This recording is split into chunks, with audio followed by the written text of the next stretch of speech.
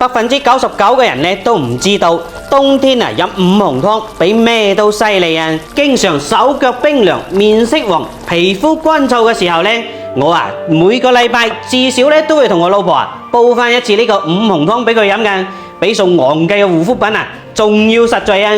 中意靚靚嘅朋友們一定要點讚收藏好啦！首先呢，盤中放入半斤嘅紅豆、半斤嘅紅皮花生，加入適量嘅清水，浸泡佢3個鐘頭先。浸泡過嘅紅豆同埋花生啊，可以吸飽水分，煮嘅時候呢，先至可以更加容易軟爛出沙。呢個呢係我外婆偷偷分享俾我嘅小秘訣嚟㗎。跟住呢，我哋準備一條鐵棍山藥，將佢燒去外皮。鐵棍山藥呢富含膳食纖維、黏液蛋白同多種礦物質等營養成分啊。屋企呢有老人家同小朋友嘅，就可以多啲食佢啦。然後呢，再將山藥呢切成薄片，放入蒸鍋入邊蒸佢30分鐘。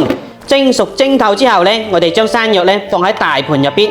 跟住呢，我哋用湯匙將山藥壓成泥狀，再放入半碗嘅糯米粉，將山藥同埋糯米粉搓成軟軟嘅麵團。記得啦，唔使醒發㗎。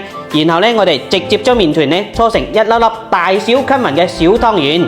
呢個視頻呢，尤其係中老年嘅女性朋友啊，對你哋嚟講啊，係可以解決好多嘅大問題㗎。看過呢，每日都喺度分享啲煲湯嘅經驗同埋小技巧。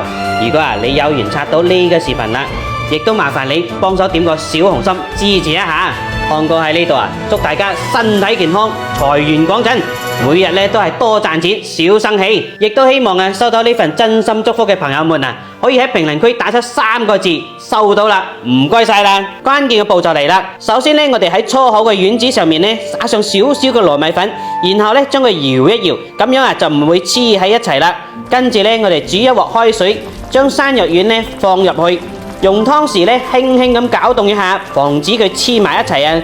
大概呢煮咗5分鐘之後呢，我哋將佢撈出嚟，過一片冷水，咁樣嘅丸子呢煮嘅時候呢就唔會融化啦，食嘅時候先至會軟糯 Q 彈。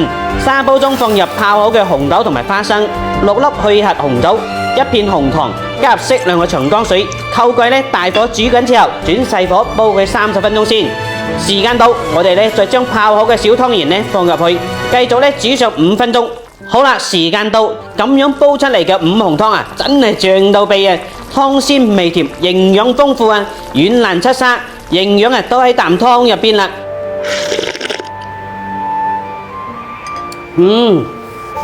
咁樣整出嚟嘅五紅湯啊，軟糯出沙，真係正到爆啊！營養豐富，嗱。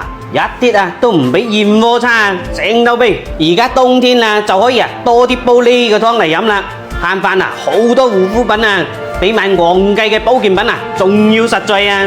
學識咗記得啦，點讚收藏起身，或者轉發俾親朋好友，等我哋一齊試一試啊！